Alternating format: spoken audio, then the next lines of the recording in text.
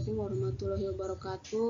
Nama saya Devi Ratnasari, NRP 2232940, kelas reguler 2, Prodi D3, pada Manajemen dan Informasi Kesehatan, Sekolah Tinggi Ilmu Administrasi Malang.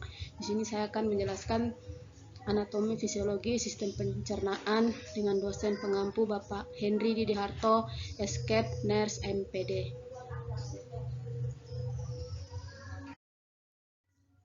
Pertama yaitu ada lidah. Lidah merupakan organ aksesoris dari sistem digestif yang dibentuk oleh otot skeletal dan dilapisi oleh stratified squamous epithelium. Kumpulan MRPK merupakan otot rangka pada bagian lantai mulut yang membantu pencernaan makanan dengan mengunyah dan menelan.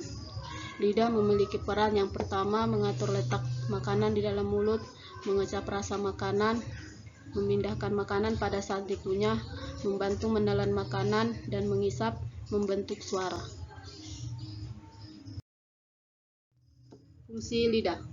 Yang pertama sebagai indera pengecap, yang kedua sebagai alat berbicara atau berkomunikasi, yang ketiga pengatur letak makanan di saat kunyah, yang keempat membantu menelan dan mengisap, yang selanjutnya membantu menekan makanan.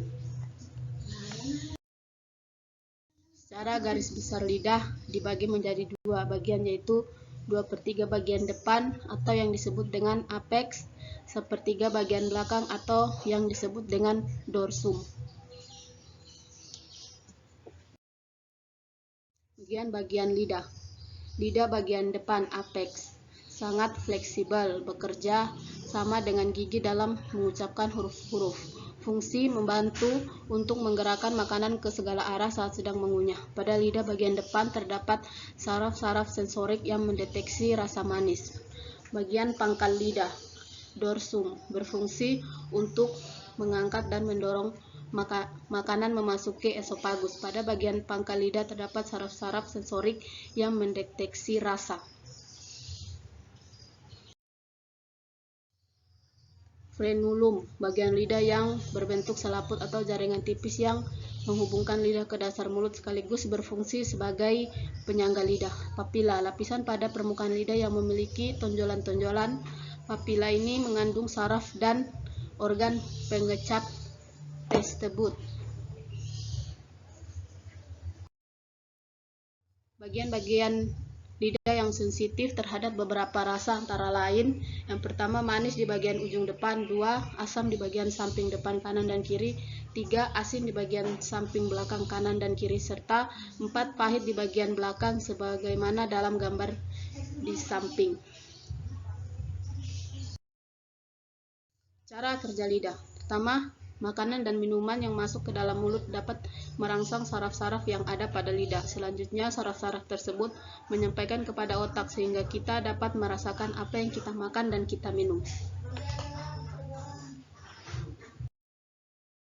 Kelenjar air ludah. Kelenjar air ludah atau liur adalah kelenjar yang mempunyai saluran sendiri yang berfungsi memproduksi air liur. Kelenjar ini pada manusia ada pada bawah lidah. Produksi air ludah dapat terganggu apabila terjadi dehidrasi, panas dalam, atau disebabkan oleh suatu penyakit.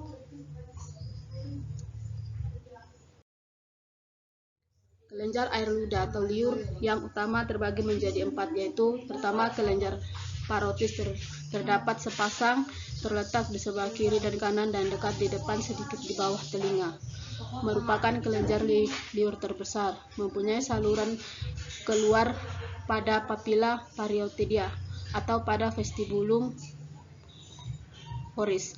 Kelenjar submandibularis terletak di bawah kedua sisi tulang rahang dan berukuran kira-kira sebesar buah kenari, merupakan campuran kelenjar liur rahang bawah, mempunyai saluran keluar pada koruncula sublingualis.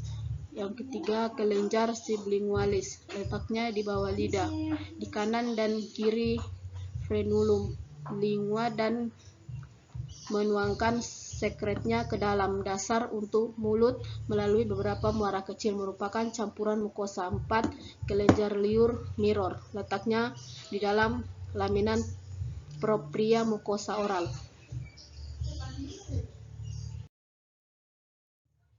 Saliva atau ludah air liur. Saliva adalah cairan kental yang diproduksi oleh kelenjar ludah. Pada waktu mengunyah, makanan bercampur dengan saliva atau air liur dalam mulut.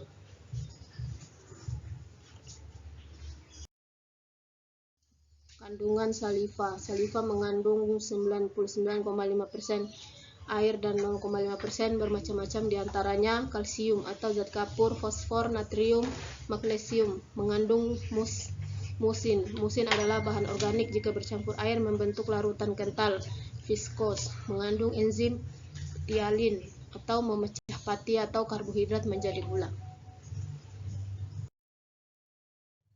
Fungsi saliva. Pertama, melumasi dan membersihkan rongga mulut, mempunyai aktivitas antibakteri, berperan pada pengecapan dengan melarutkan bahan makanan, memulai pencernaan lewat kerja ptyalin atau amilase saliva dan lipase saliva, membentuk proses menelan dengan cara melembabkan makanan.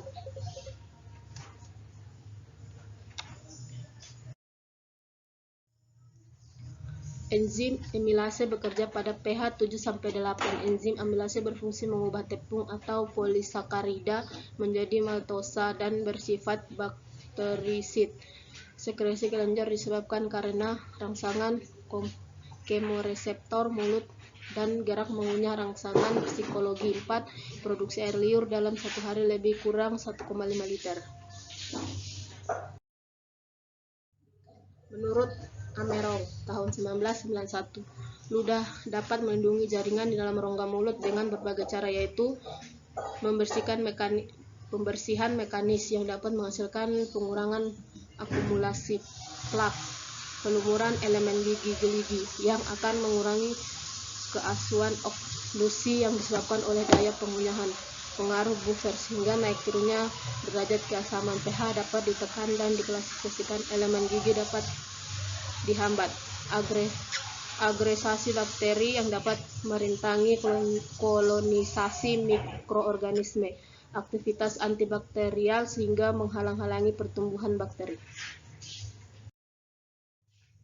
Sekian dan terima kasih, semoga bermanfaat.